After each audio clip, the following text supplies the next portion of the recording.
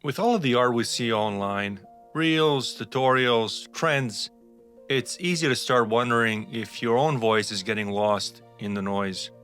I've definitely been there.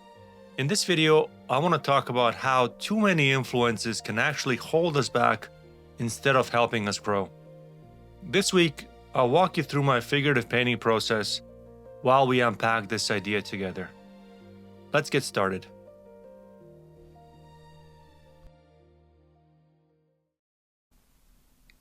Welcome back, everyone.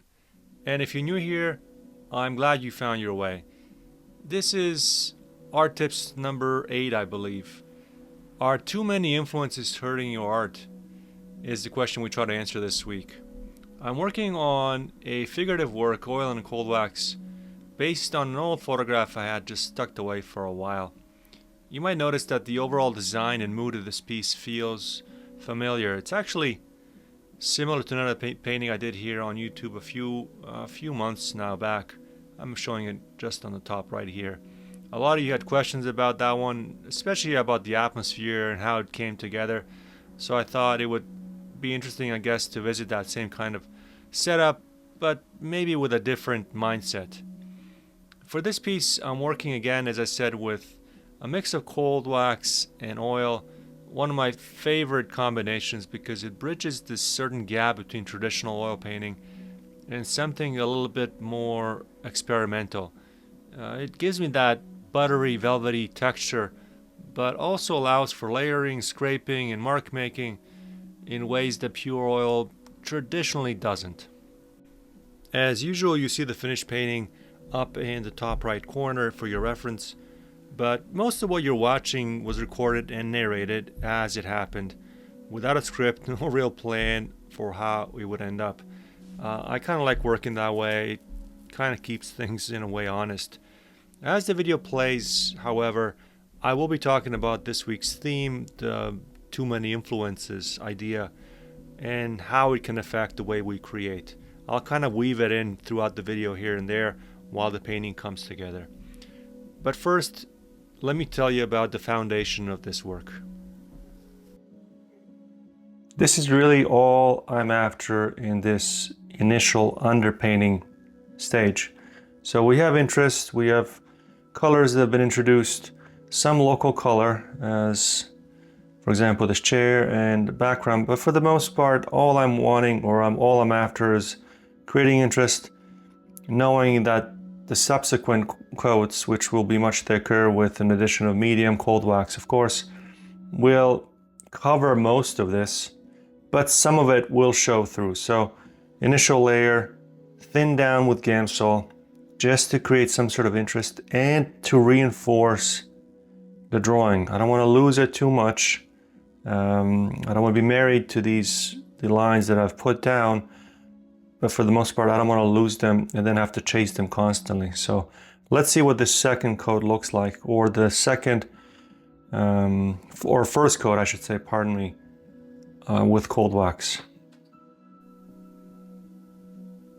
These days, inspiration is everywhere, online, in galleries, in workshops, and while that's a wonderful thing, it can also pull you in too many directions at once.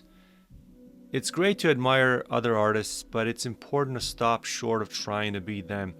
I've seen it happen a lot, and I have it happen to me as well. And this is especially true when artists take workshop after workshop. You start absorbing not only techniques, but someone else's entire visual language.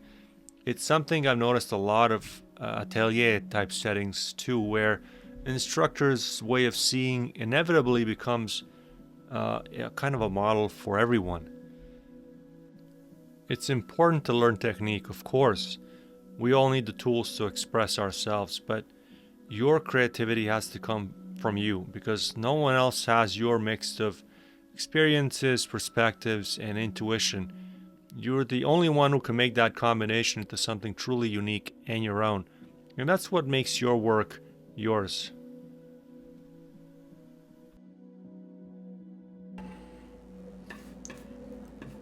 The sound that you're hearing, the scratching sound, that's just the ground that's been applied to the substrate, which is essentially just board.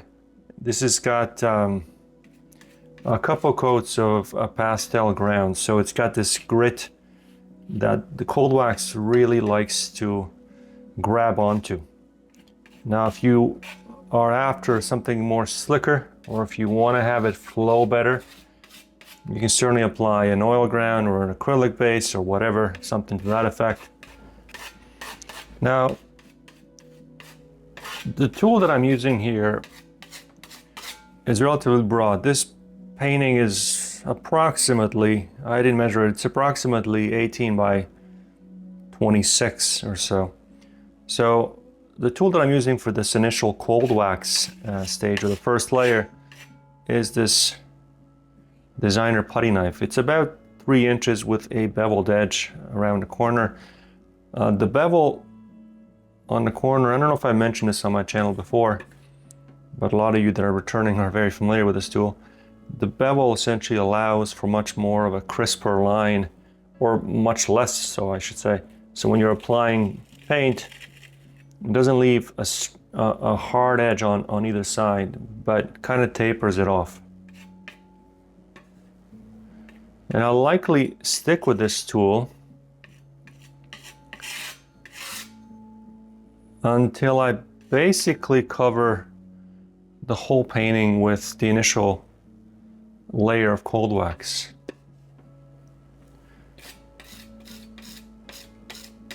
You can see as well, I'm picking paint up from this palette on the right here. By the way, I've set this palette up strictly for videoing. Normally, I always have a palette in front of me, which is significantly larger and allows me much more freedom. This is somewhat constricted, so I'm trying to work it in so you guys can see some of the mixing of the paints as I work. Now I've forgotten what I was starting to say. Oh yes, that's it. So the way that I'm picking paint up off this palette here on the right is somewhat, again, non-restrictive. I've got, I don't know if the camera can pick this up, but various amounts of, this is Indian yellow, teal, a bit of ivory black, a whole lot of different colors. And I'm inclined to paint, for example, her hair here with that particular mixture. As you can see, that color is coming in. Obviously her hair is not teal, but for my demo here, it will be for this, at least for this part of the painting.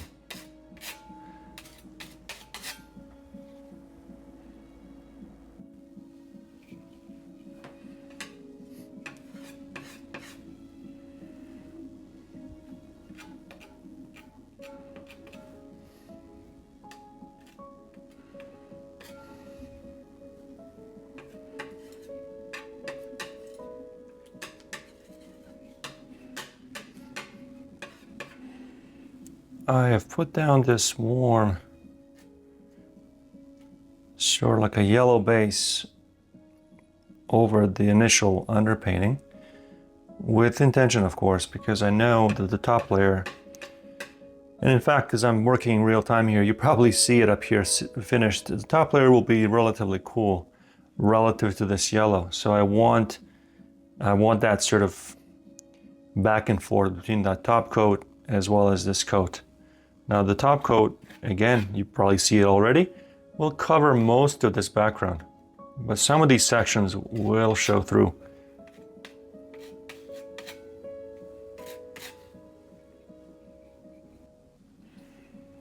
This is a good time to actually demonstrate something for you here. A lot of people on YouTube, in particularly the abstract painters, what they have a tendency to do is work wet into wet with cold wax, creating certain undulations and transitions of color which are visually attractive for a lot of people.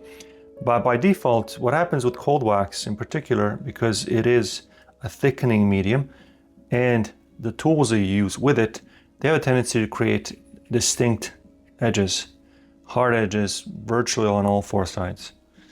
Now, if you are after that, that's great. If you want something softer, like I do, for example, in this section here, you can introduce a color which creates, again, a hard edge and then work it in by totally dragging and blending with it, creating again this diffused look and also interesting.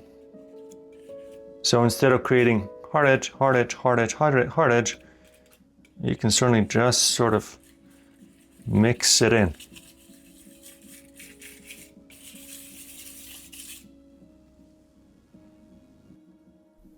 I love the back and forth that we've created here on my channel. So let me know if you ever felt pulled in too many directions by all sorts of different art influences and how maybe you deal with that potential problem. Now let me show you how I handle color for this figure to work.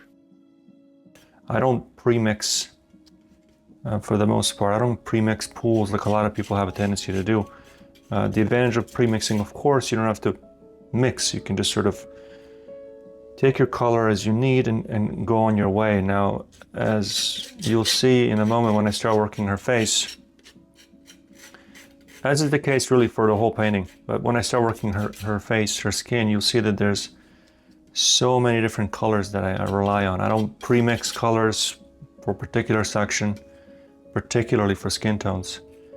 And so I don't pre-mix cold wax as well with the paint, but if you want a rule to stick by, stick with 50-50 and see how that works out for you.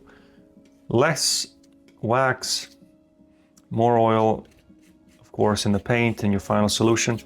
The paint will be much slicker and malleable. You can certainly work it in more than if you have more wax. So you see this section right here. I've already laid down one coat of cold wax and I'm finding it too cool. I've introduced a bit of cad red middle here and I can certainly work it in, and if I want I can blend it by doing that same motion I talked about earlier.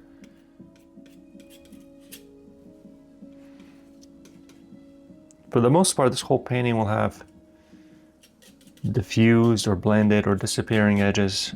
Some of them, however, I want to have be sharp. Now, I don't know which ones are going to be the sharpest. Certainly, her face will have some hard edges, but I think this line as well that sort of leads into her gaze will be relatively sharp.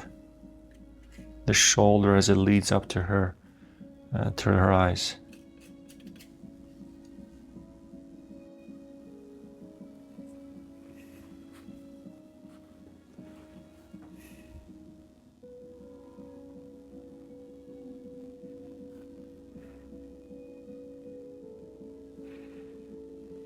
According to my YouTube analytics, a lot of you, if not most, are brand new to my channel and are wondering what exactly is he using to put that paint down.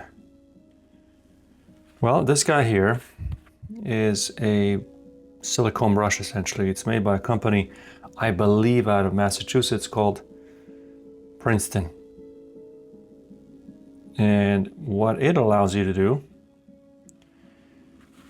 is kind of circumvent one of the main hurdles for oil painters, and that's creating mud in your canvas by being able to wipe it off after every stroke, even if you're going from extremes. So I'll show you an example. I've got basically the darkest value color here on it, and I'm going to apply it right up here.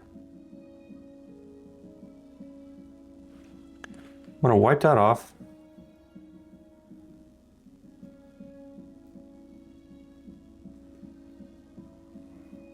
And I'm going to come in with a light value up here for her forehead. All in subsequent strokes without worrying about cross-contamination, creating grays, creating browns, which play their role, but not if it's unwanted. So as opposed to using a brush at this stage, what I do is that I apply these color notes throughout a section that I want it to be a bit tighter, more sculpted and more rendered. And then I'll likely come in with a brush like this, a longer brush, and just work some of the edges that are too sharp.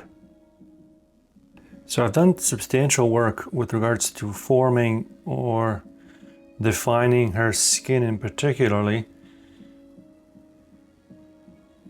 This layer may or may not be a final layer, and I'll see as I go, but these notes of color, these hues of color, individual little notes that I've applied, I am feeling like I want to knock them back. So I mentioned this earlier, a great way to pair this type of painting is with a fan brush like this. So what a fan brush does, of course, is that it kind of glides on the surface. It doesn't muddy what you've already done, unless of course you keep going over and over. So my intention for this part of the painting is to just knock back some of these harder edges here like this. It's interesting when you're using cold wax, which I have for this, this part of the painting, and the skin as well as the background, it's already kind of tacky. This is maybe an hour or so into it, maybe two. And it's already set. And when you look at it, some of these marks are relatively thick. When you look at something like this.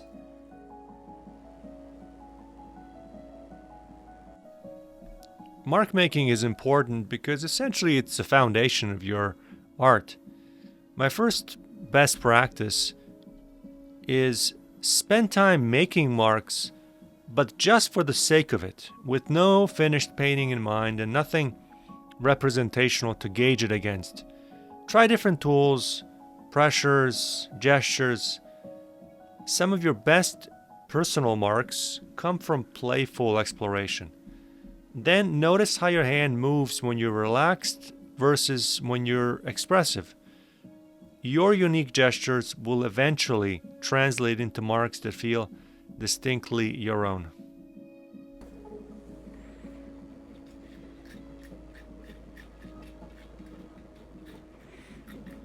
So the process of paint application is very similar to when I was using the silicone brush, in that I'm mixing as I paint. So I'm applying color here. I like it, I don't like it. In this case, I don't like it. I'm adding a bit of another color, a bit of a cooler violet color. Let's go even cooler than that and darker. So what you get essentially is just a whole lot of different tones and values that creates interest with the help of cold wax. Because with the cold wax, I'm able to layer and create these gradations of color where everything we've placed down thus far this morning is kind of showing through. The greens, the warmth of her skin. And I don't know how I'm going to finish this dress. Maybe just leave it unfinished here on this side. After some time playing with your tools and figuring out what kind of marks they make, you now have to choose a subject to paint. And I think it should be something meaningful and often comes from your own life. You know, things that you've seen, places you've been, or moments or memories that stay with you. When you choose subjects that actually resonate with you rather than what's maybe trending or what seems marketable, your paintings carry a different kind of truth. Remember that the goal isn't to find the perfect subject, but to find one that connects with something real inside you. This way, when your subject comes from personal memory or emotion, even a simple composition can feel powerful. That's how you start to move away from this imitation and into authenticity, I think. Not by avoiding influence, but by filtering it through your own experiences until what's left is uniquely your own.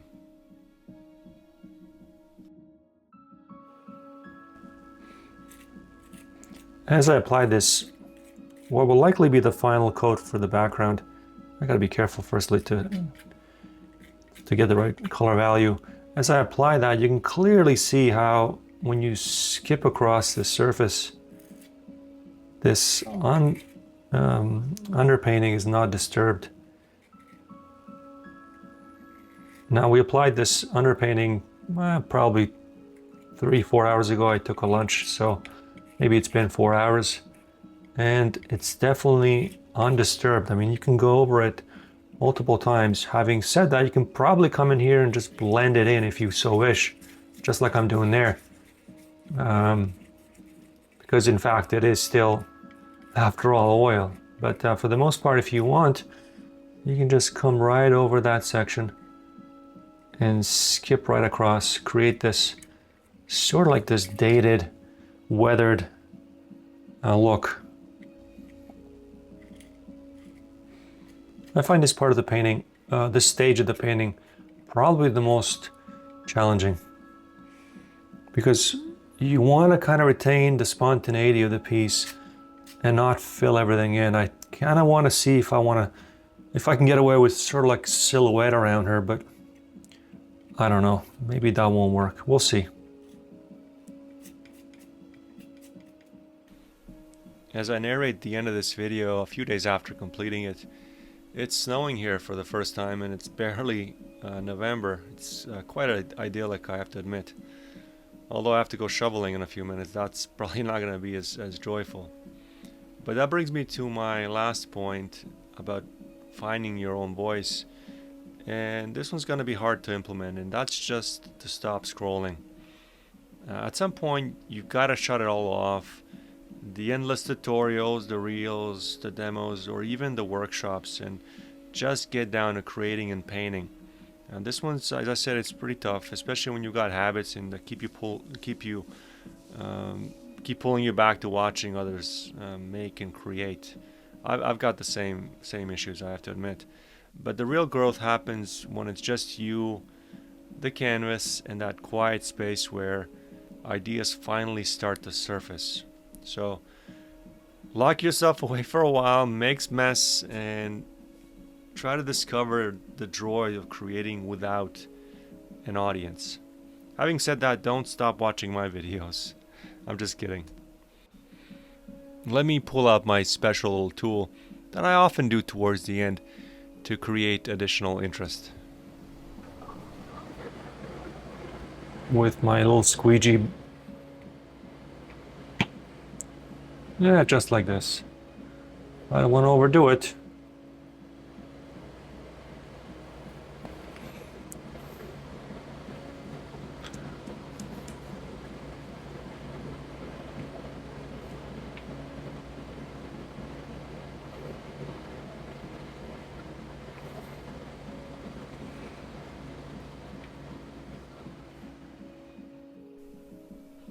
I don't know that I've talked about this before on my channel, but before wrapping up, I want to mention something small but I guess intentional, my signature. I never just toss it on there at the end, just anywhere. I think about where it belongs in the composition, so the signature itself is not just my written name, it's a color, a solid color.